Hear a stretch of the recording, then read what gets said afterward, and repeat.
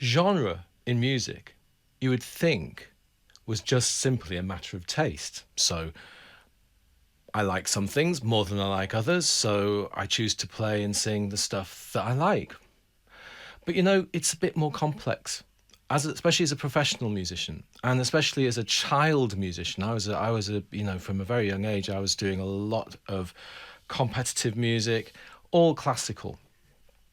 And in a way, I think musical my musical taste doesn't fit the current mold of what classical music should sound like. So I was a little classical pianist from the age of about 9 or 10. I was, performing a lot, doing a lot of competitions and so on. And there is a certain way of playing, especially for competitions, that kind of sits at odds with my musical sensibility. I would describe my musical sensibility as being very soulful. So I'm kind of romantic, but very soulful, all about groove and soul and this kind of slightly melancholy, although it can sometimes be very upbeat, what I enjoy playing.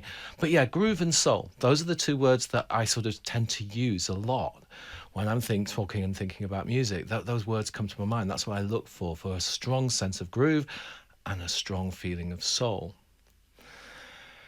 Playing classical music in a soulful way is a curious idea. If I play some Bach in a soulful way, it's a very simple piece, the Prelude in C that from the 48 that most people know. I'm going to play it in a soulful way.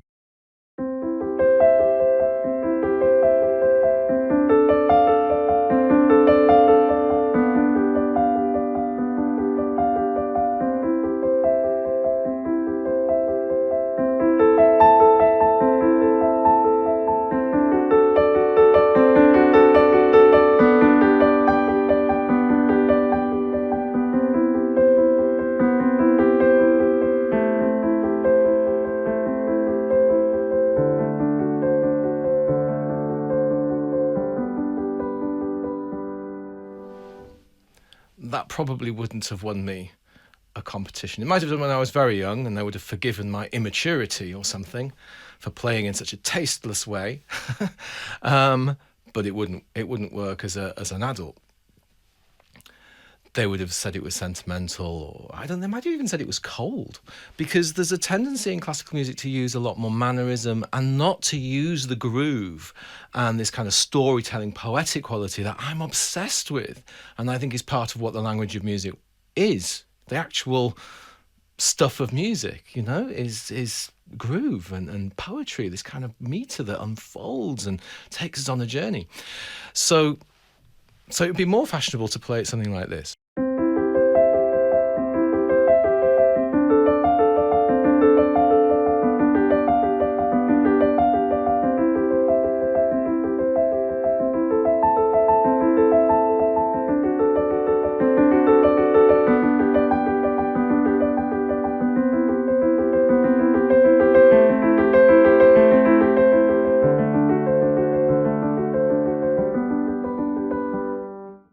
Obviously, it was a little faster. I just used that as a way to get into it. It doesn't need to. It's not about tempo. It's not something as obvious as that. It's just there isn't such a strong feeling of poetry, such a strong feeling of this followed by that.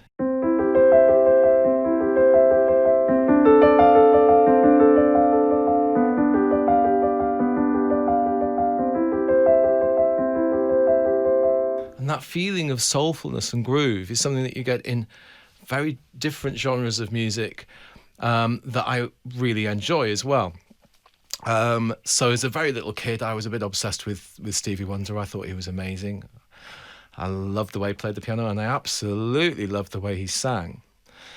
And if being a bit sort of slightly in the wrong genre as a kid to be in classical music was confusing for me as a pianist, can you imagine how confusing it was for me singing?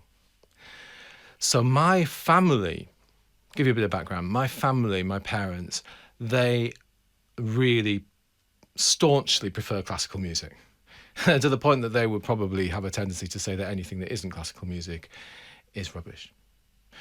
Now, when you're a little kid, especially a little kid like me, I was very shy and eager to please, I didn't want to rock the boat and, do things that my parents didn't like. But when it came to singing, I just loved it so much. So up to the age of I don't know, about 8 or 9, I would be singing my heart out. And I didn't sing like a little choir boy, like a little classical singer, like a little angel. I'd be giving it some welly. I'd be going, yeah, and this sort of thing. And then my mother did not like this at all. And she laid into me on a few occasions saying, this is horrible singing. This is not the way to sing. It sounds disgusting. It's screechy. It's ugly. It's shouty. I hate it. And I took it to heart, and I would ask her, is it really horrible? And she'd say, yes, it's really horrible. I didn't even realize that I was kind of stepping outside of the genre. I wasn't really thinking about the genre with singing, because I wasn't learning singing with a teacher and learning classical repertoire. When I went to music college to do classical piano, I also did some singing. I decided that I would learn to sing, because I didn't sing at all really from the age of about 9 or 10, when my mother told me I couldn't, and I stopped because I felt like I couldn't, because I thought my voice was ugly. So I started having singing lessons, and my first singing teacher taught me to sing like an English tenor, like a traditional English light tenor. So kind of like this, I sang like this, it was very like this. And I didn't really like it because it's so light. Actually, probably even more, the word I like to use is knurled. Kind of, like that. That kind of sound. And I mean, she taught me to do this, and I was a good student. I worked hard, and I did what she wanted. Very, very classical. Very classical in a very specific kind of way. Sounded pretty good singing kind of early music, kind of Handel and Baroque music. But when I left college, I really wanted to start writing my own soulful, groovy pop music and sing. I wanted to sing them, and I couldn't sing. So as I took my voice up, as I went, so I do my scale, I could sing in what felt like a more normal voice in my lower registers. So I go ba ba ba ba ba ba ba ba ba, and then I'd go into my top register, it would go ba ba ba like this and sound different. And this was really confusing. And so the confusion that I had with singing has really lasted for a very, very long time, and I haven't really felt confident in being able to sing my own music. So fast forward to right now, years and years later, I feel confident singing now, singing my own stuff. I can improvise as I play. I'm kind of a fluent singer, which I wasn't. And I feel I have a sound that's soulful and kind of works. I have a model for singing, learning singing and teaching singing that I use, which is very similar to my model for playing the piano fluently. So I'm very comfortable. I also like my electric pianos. And I'm happy singing in a soulful voice. Do do do do do do do do do do do do do do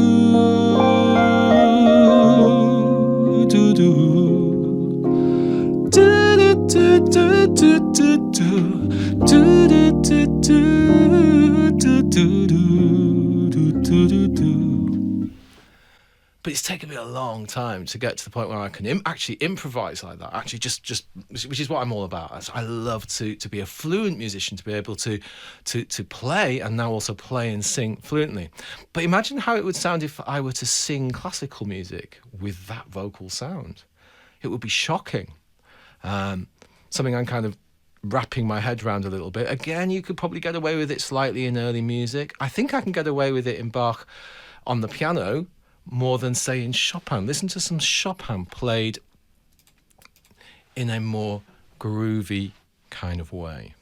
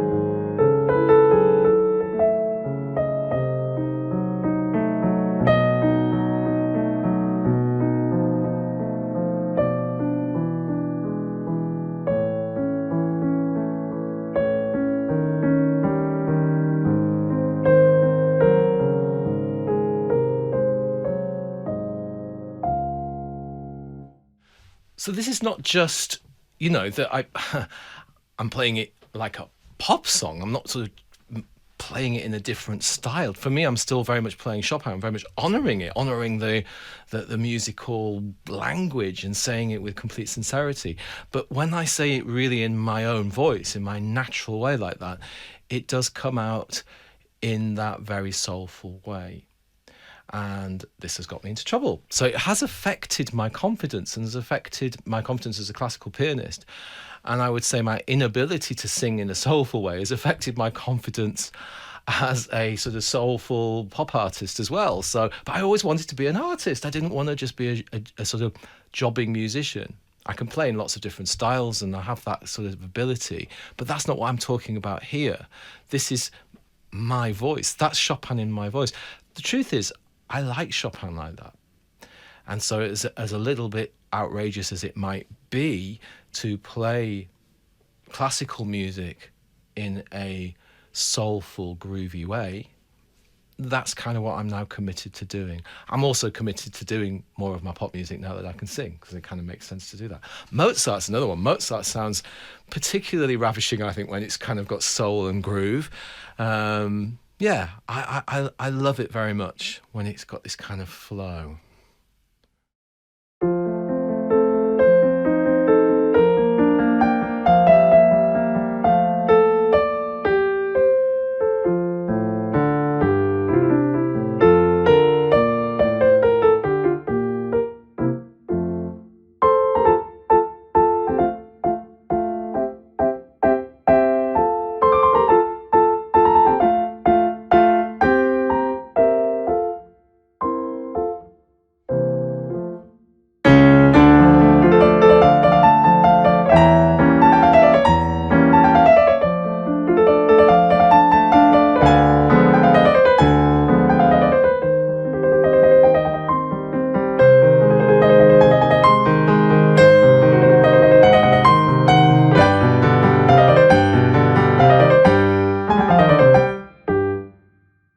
Playing Mozart like that used to get me into terrible trouble because it sort of isn't, it just isn't quite the sound, is it? It's not quite the sound that we're used to hearing. It's not quite that sort of manner, that very classical manner that we're used to hearing, where they iron out the rhythms to be a little bit less kind of grouped, a little bit less in the groove. I will talk more about groove in future videos, because for me, groove is what it's all about. As a fluent musician, particularly, knowing where I am in the groove is knowing the syntax, if you like, of what I'm saying. It's a bit like knowing where I am in the flow of words within the sentences that I'm saying now. It's what makes music make sense for me, is the groove. So I would say that classical music played in a groove makes more musical sense. Maybe in the modern sort of experience of classical music, there is a feeling that we don't want it to make too much sense. We want it to sound very clever and a little bit inscrutable. It's got that slightly ivory tower museum-like sort of quality, and we want to preserve that, perhaps. So maybe I'm doing something that seems irreverent. I've been accused of playing in a very irreverent way many times. So yeah, that's kind of how being a genre bender has affected me as a professional musician. It's affected my confidence. I'm not ambitious. If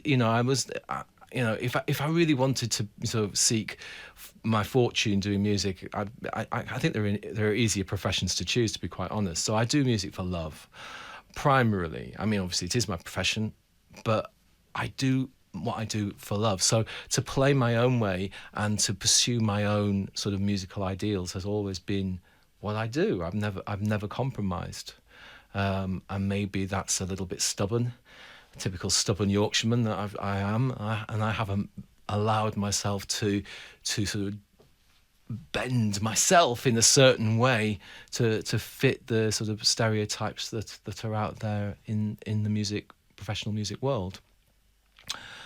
But I love what I do, and I'm sharing it with you.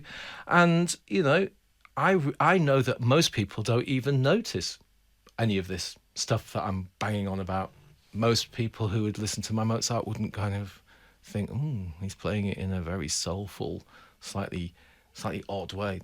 They wouldn't particularly notice. They'd just hear the music. They'd hear it making sense, and hopefully enjoy it. So I would say that as I advance in years and become more and more mature and approach old age, I don't really care as much about what people think of the way that I play classical music. I will continue to play it in my own way.